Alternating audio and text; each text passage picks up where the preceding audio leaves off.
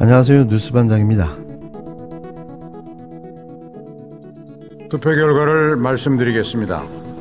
국회의원 이재명 체포동의안은 총 투표수 295표 중 가 149표, 부 136표, 기권 6표, 무효 4표로서 가결되었음을 선포합니다.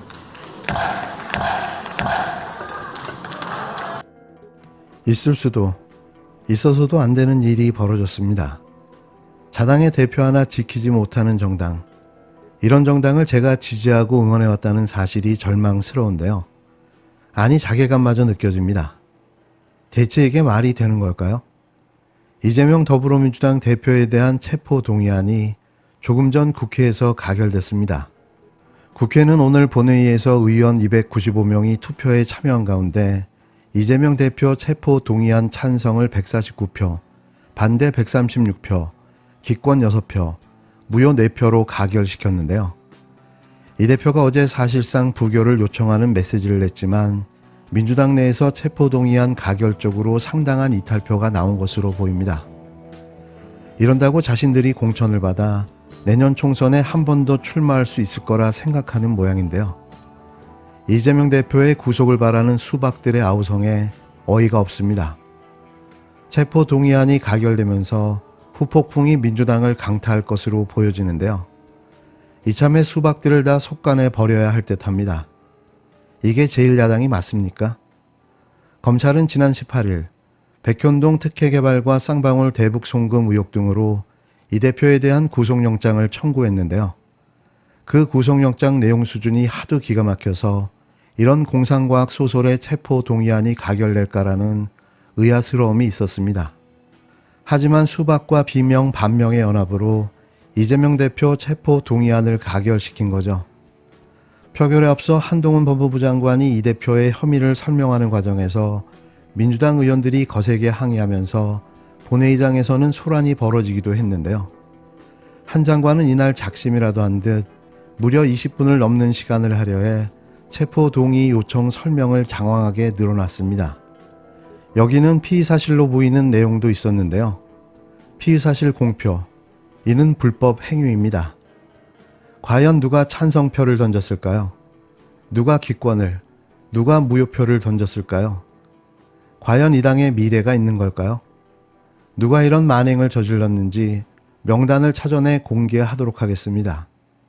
물론 무기명 투표라는 점에서 정확한 명단이 나오기는 힘들겠지만 그간 행보와 행태로 짐작해보면 어떤 의원인지 찾을 수 있을 텐데요.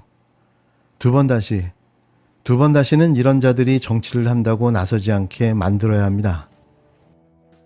존경하는 김진표 의장님, 동료 의원 여러분, 그리고 오늘 본 회의를 지켜보고 계실 국민 여러분, 저는 오늘 최근까지 진행되고 있는 이재명 대표에 대한 검찰 수사의 부당성에 대해서 말씀드리기 위해 이 자리에 섰습니다.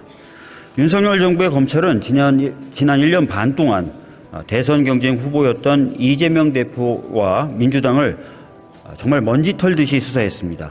검찰청만 3곳이 나섰고 압수수색은 376차례나 진행됐습니다. 유례없는 대규모의 수사였습니다. 그 과정에서 수많은 의혹이 소위 검찰발 보도로 제기되었으나 사실로 드러난 범죄는 없었습니다. 대북 송금 의혹.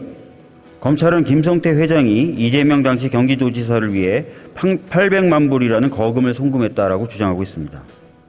그렇다면 두 사람이 가까운 관계인지 어떤 이익을 주고받았는지가 밝혀져야 하는데 지금까지 제대로 밝혀진 것은 없습니다. 심지어 실체 없는 내용을 조사하다 보니까 사건 관계자들에 대한 각 검찰 공소장들에 기재되어 있는 돈을 준 사람, 받은 사람, 장소, 목적, 금액조차도 서로 다른 모순적인 상황을 보여주고 있습니다. 백현동 배임죄 의혹.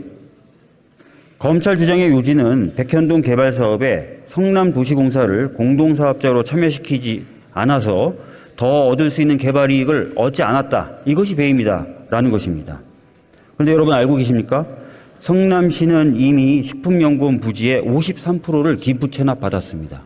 여기에 더해서 개발 사업자로 참여해서 더 이익을 얻어야만 배임이 아니다. 과연 이게 말이 될까요? 민간 사업자는 성남 도시개발공사가 참여하는 척만 해도 200억을 주려고 했다. 그런데 이것을 받지 않았다라고 검찰은 주장하고 있습니다. 만약에 성남 도시개발공사가 참여해서 정말 200억을 받았다면 검찰의 성남 FC 사건을 다루는 논리대로라면 이것은 오히려 뇌물죄로 의율하려고 했을 것입니다. 사업에 참여하면 뇌물이고 안 하면 배임이다.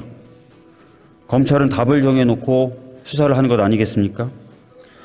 위증교사 사건의 경우도 검찰이 증거로 들고 있는 녹취록을 아무리 들어봐도 위증을 교사한 증거는 나타나지 않고 있습니다. 사실대로 진술해달라라고 이야기하고 있을 뿐입니다. 영장을 한 장 한 장 꼼꼼히 읽어보시면 물적인 증거 없고 오로지 진술뿐이다라는 것을 아실 수 있습니다. 그리고 이런 수사 과정에서 윤석열 정부 검찰은 불구속 수사의 원칙이나 무죄 추정의 원칙, 죄형 법정주의, 피해사실 공표 금지 등 형사사건의 기본 원칙조차도 지키지 않았습니다. 국민 여러분, 그리고 동료 의원 여러분, 누구 한 명을 구제해달라고 하는 것이 아닙니다. 민주당을 지지해달라고 하는 것도 아닙니다. 민주주의를 위협하고 침식시키려 하는 이 독재 수준의 검찰주의, 왜곡된 사법주의에 대해서 민주주의의 보루이자 전당인 국회에서 경종을 울리자라는 것입니다. 존경하는 동료 의원 여러분, 간곡히 호소드립니다. 윤석열 검찰은 지금 법치를 지키는 것이 아니라 법치를 파괴하고 있습니다.